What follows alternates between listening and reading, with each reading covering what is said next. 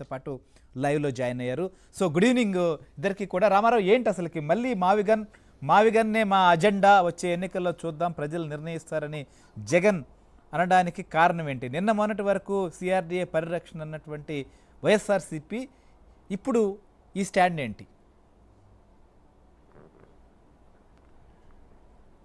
Srihari, YSR Congress party అప్పటికప్పుడు తన stand మార్చుకుంటుంది. 2014లో హైదరాబాదులో ఏపీ అసెంబ్లీ ఉన్న సమయంలో రాష్ట్ర విభజన తర్వాత అప్పట్లో రాజధానిగా అమరావతి నిర్ణయించే అంశంలో అప్పుడు ప్రతిపక్ష నేతగా ఉన్న జగన్ కూడా రాజధాని అమరావతికి జై కొట్టారు. మీరు రాజధాని రాష్ట్రానికి మధ్యలో ఉండాలి, రాష్ట్రం ఇప్పటికే 2 ముక్కలుగా ఉమ్మడి రాష్ట్రం చీలిపోయింది, అందువల్ల మరిన్ని చీలికలు పీలికలు తీసుకొచ్చి ప్రాంతాల మధ్య కులాల మధ్య తాను విభేదాలు పెట్టదలుచుకోలేదు. మీరు అమరావతిలో విజయవాడ పరిసరాల్లో రాజధాని ఏర్పాటు చేస్తే 30,000 ఎకరాలు అవసరం, 30,000 ఎకరాల్లో రాజధాని ఏర్పాటు చేయండి అని చెప్పి ఆ రోజు జై అమరావతి అన్నారు. ఆ తర్వాత 2019లో అధికారంలోకి వచ్చిన తర్వాత డిసెంబర్ 17వ తేదీన అసెంబ్లీలో ఇదే జగన్, అంటే ఎన్నికలకు ముందేమో ఇక్కడే ఇల్లు కట్టుకున్నారు కాబట్టి తాడేపల్లిలో ఇల్లు కట్టాం కాబట్టి చంద్రబాబుకు కూడా ఇల్లు లేదు, మేము ఇల్లు కట్టాం కాబట్టి రాజధాని అమరావతి అని చెప్పిన వైసీపీ నేతలు అధికారంలోకి వచ్చిన తర్వాత డిసెంబర్ 17వ తేదీన 3 రాజధానుల పేరుతో అమరావతి ఉండదు, ఇక 3 రాజధానులు మాత్రమే ఉంటాయి. అమరావతి శాసన రాజధానిగా ఉంటుంది, విశాఖ కార్యనిర్వాహక రాజధాని, న్యాయ రాజధానిగా కర్నూలు ఉంటుందని చెప్పారు. ఆ తర్వాత ఈ చట్టాన్ని ఉపసంహరించుకున్నారు, మళ్ళీ మరింత సమగ్ర చట్టం తీసుకొస్తామని చెప్పారు. 2024 ఎన్నికల్లో తెలుగుదేశం ఒకే రాష్ట్రం ఒకే రాజధాని అదే అమరావతి అని తెలుగుదేశం, జనసేన, బీజేపీ కూటమి కట్టి మేనిఫెస్టోలో పెట్టి మరీ ఎన్నికలకు వెళ్ళాయి. 3 రాజధానుల పేరుతో వైసీపీ వెళ్తే ప్రతిపక్ష స్థానం కూడా ఇవ్వకుండా 11 స్థానాలతో పక్కన కూర్చోబెట్టారు వైసీపీని. కానీ 2024లో కూటమి 164 స్థానాలతో అప్రతిహత విజయంతో అధికారంలోకి వస్తే ఆ తర్వాత మాత్రం కూటమి రాజధాని అమరావతికి నిధులు తీసుకురావడంతో పాటు వరల్డ్ బ్యాంకు, అదేవిధంగా ఏషియన్ డెవలప్మెంట్ బ్యాంకుతో పాటు హడ్కో, జర్మనీకి చెందిన KfW బ్యాంక్, ఇటువంటి వాటన్నిటితో కూడా దాదాపుగా 45,000 కోట్లు తీసుకొచ్చి 57,000 కోట్లకు టెండర్లు పిలిచి ముమ్మరంగా పనులు జరుగుతున్న సమయంలో పైగా అమరావతికి చట్టబద్ధత కల్పిస్తూ రాజ్యసభలోను లోక్సభలో బిల్లు ప్రవేశపెట్టే సమయంలో మ్యావిగన్ అంటూ జాతీయ రహదారికి ఇరువైపుల మచిలీపట్నం, విజయవాడ, గుంటూరు, ఎందుకంటే అక్కడ మచిలీపట్నంలో పోర్టు ఉంది, విజయవాడలో గన్నవరం ఎయిర్పోర్ట్ ఉంది, రైల్వే స్టేషన్ ఉంది, బస్ స్టాండ్ ఉంది, గుంటూరులో రైల్వే స్టేషన్ బస్ స్టాండ్ ఉంది. కాబట్టి ఈ మొత్తం జాతీయ రహదారికి పక్కన అటువైపు ఇటువైపు బిల్డింగులు కడితే ఇదే రాజధాని అయిపోద్దని దీనికి మ్యావిగన్ అని పేరు పెట్టారు. వైఎస్ఆర్ కాంగ్రెస్ పార్టీ ఏర్పాటు చేసిన తర్వాత నేటి వరకు మ్యావిగన్ అని చెప్పిన వెంటనే ఎన్నడూ లేని విధంగా నెగిటివ్ ట్రోలింగ్ జరిగింది. అయినప్పటికీ కూడా వైసీపీ నేతలు మాత్రం మ్యావిగన్ నినాదాన్ని వదలలేదు. ఈ మ్యావిగన్ నినాదంతో ఈరోజైతే జగన్ ఒక్కసారిగా ఎక్స్టెంపోలో విలేకరులు అడిగిన ప్రశ్నలకి మీరు విశాఖపట్నాన్ని వదిలేశారా, అదేవిధంగా అమరావతిని వదిలేశారా, దీంతో పాటు కర్నూలును వదిలేశారా అని చెప్పిన వెంటనే మా నినాదం మ్యావిగన్, మేము మ్యావిగన్ పేరుతోనే జనంలోకి వెళ్తాం, 2029 ఎన్నికల్లో మ్యావిగన్ వర్సెస్ అమరావతి ఇదే నినాదంతో వెళ్తాం, మ్యావిగన్ కావాలంటే మాకు ఓటేస్తారు, అమరావతి కావాలంటే చంద్రబాబు కోటేస్తారంటూ కూడా కొత్త పల్లెం అందుకున్నారు. అయితే దీని వెనక ఒక రహస్యం ఏంటంటే శ్రీహరి, 2 రోజుల క్రితం అమరావతి రాజధాని రైతు పరిరక్షణ సమితి పేరుతో వైసీపీ నేతలంతా కూడా తాడేపల్లి మండలంలోని ఉండవల్లి పెనుమాక అనేది కూడా వాళ్ళకి వైసీపీ కంచుకోట్లు, కానీ అక్కడ 90% మంది రైతులు ఇప్పటికే పొలాలు ఇచ్చేసి ఉండటంతో 10% మంది మాత్రమే మొదటి నుంచి 2014 నుంచి కూడా వ్యతిరేకిస్తున్నారు.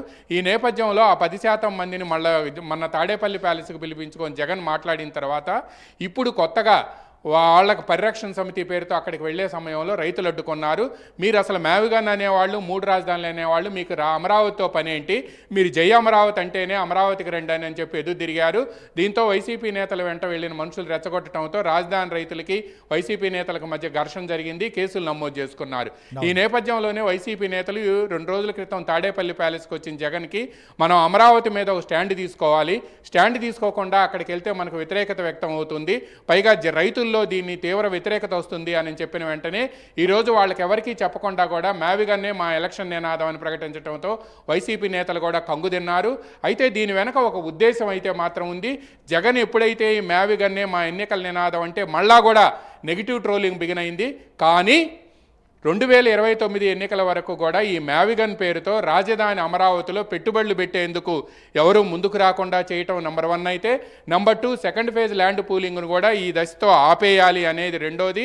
అదేవిధంగా రాజధాని అమరావతిలో ఇటీవల కేంద్ర ప్రభుత్వం చట్టబద్ధత కల్పించి అమరావతిలో కేంద్ర ప్రభుత్వ సెక్రటేరియట్ అదేవిధంగా రెసిడెన్షియల్ క్వార్టర్స్కి మొత్తం 700 కోట్ల రూపాయలు కేటాయించడంతో అమరావతిలో కొద్దిగా మార్కెట్ పెరిగి ట్రాన్సాక్షన్స్ పెరిగినాయి.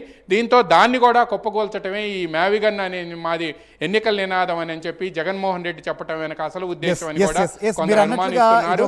అయితే ఈ స్టాండ్ ని మీరు అన్నట్టు సొంత పార్టీ నేతలే షాక్ గురయ్యారు. మరి ప్రతిపక్షాలు ఎలా అంటే మీన్స్ వైసీపీకి అపోజిట్గా ఉన్నటువంటి కూటమి పార్టీలు ఏ రకంగా రియాక్ట్ అవుతున్నాయి? ముఖ్యమంత్రి కూడా గూడూరులో సభలో మాట్లాడారు. మిగిలినటువంటి వాళ్ళు కూడా రియాక్ట్ అవుతున్నారా? ఏంటి అసలుకి ఈ స్టాండ్తోనే ఎలక్షన్ వరకు వెళ్తామని జగన్ అనడం వెనకాల ఇంకేమైనా రాజకీయ ఉద్దేశం ఉందా? కేవలం అప్పటి వరకు మీరు అన్నట్లుగా అమరావతిలో పెట్టుబడులు లేకపోతే అమరావతి రాజధానికి సంబంధించి ఒక సందిగ్ధంలో నెట్టేటువంటి ప్రయత్నమైనా ఇంకా పొలిటికల్గా కూడా ఇంకేమైనా దాగుందనుకోవచ్చా? శ్రీహరి, అమరావతి మీద మొదటి నుంచి కూడా జగన్ అవినీతి ముద్ర వేస్తున్నాడు. ఎక్కడో దాకా కాదు, ఈరోజు ప్రెస్ మీట్లో జాతీయ రహదారుల నిర్మాణానికి కిలోమీటర్కి 24 కోట్లు అయితే రాజధానిలో సీడ్ యాక్సెస్ రోడ్ నిర్మాణానికి కిలోమీటర్కి 52 కోట్లు ఎలా అవుతాయి అనేది మొదటి ప్రశ్న అయితే, రెండవ ప్రశ్న ఏంటంటే రాజధాని అమరావతిలో సెంట్రల్ సెక్రటేరియట్ నిర్మాణానికి కేంద్ర ప్రభుత్వం చదరపడుకి 4,600 రూపాయలు కేటాయిస్తే ఇక్కడ అమరావతికి సంబంధించిన సెక్రటేరియట్ భవనాల నిర్మాణానికి అంటే డయాగ్రిడ్ స్ట్రక్చర్లో అది స్క్వేర్ ఫీట్కి 20,000 ఎలా మీరు పెట్టారు, భారీ అవినీతి జరుగుతుంది అని చెప్తున్నారు. ఈ రోజు వరకు కూడా ప్రభుత్వం నుంచి దానిపై సరైన వివరణ ఇవ్వలేకపోయారు. కానీ ఇక్కడ రాజధానిలో రోడ్డు నిర్మాణం అని అంటే డ్రట్టుతో పాటు అక్కడ లైన్స్, పవర్ లైన్స్తో పాటు అదేవిధంగా డ్రైనేజీ, ఈ ఫెసిలిటీస్తో పాటు drinking water pipe lines, gas pipe lines ఇవన్నీ కూడా కలిపి వాళ్ళు కిలోమీటర్కి 52 కోట్లు అని చెప్తున్నారు. అదేవిధంగా 4,600 రూపాయలు కేంద్ర ప్రభుత్వం సిపిడబ్ల్యూడి చెప్తే, బట్ ఇక్కడ 20,000 రూపాయలు అంటే డయాగ్రిడ్ స్ట్రక్చర్, అది దాదాపుగా 45 అంతస్తుల దీంతో లేపుతున్నారు. డయాగ్రిడ్ స్ట్రక్చర్ అనమాట, 4 టవర్లు కూడా. ఈ డయాగ్రిడ్ స్ట్రక్చర్ అంటే మొత్తం కూడా ఐరన్తో ఈ స్ట్రక్చర్ నిర్మాణం జరుగుతుంది. అందువల్ల దీనికి 20,000 అవుతుంది అనేది కూడా అధికారులు చెబుతున్నారు. ఈ విషయాన్ని ఈ విధంగా అవినీతి ముద్ర వేసి రాజధాని అమరావతిలో అవినీతి జరుగుతుందని చెప్పి మ్యావిగన్ అవినీతి ముద్రతో రాజధానిని పక్కన పెట్టేయాలని, అందువల్ల మ్యావిగన్ పేరుతో బయటికి రావాలనేది నెంబర్ 1 అయితే, నెంబర్ 2 డీలిమిటేషన్, ఉమెన్ రిజర్వేషన్ జరుగుతున్నప్పుడు డీలిమిటేషన్ జరిగే సమయంలో రాష్ట్రంలో ఇప్పుడున్న నియోజకవర్గాలకి డబల్ అవుతాయని చెప్తున్నారు. అందువల్ల పైగా 2024 ఎన్నికల్లో శ్రీకాకుళం నుంచి గుంటూరు వరకు వైసీపీకి ఒక్క స్థానం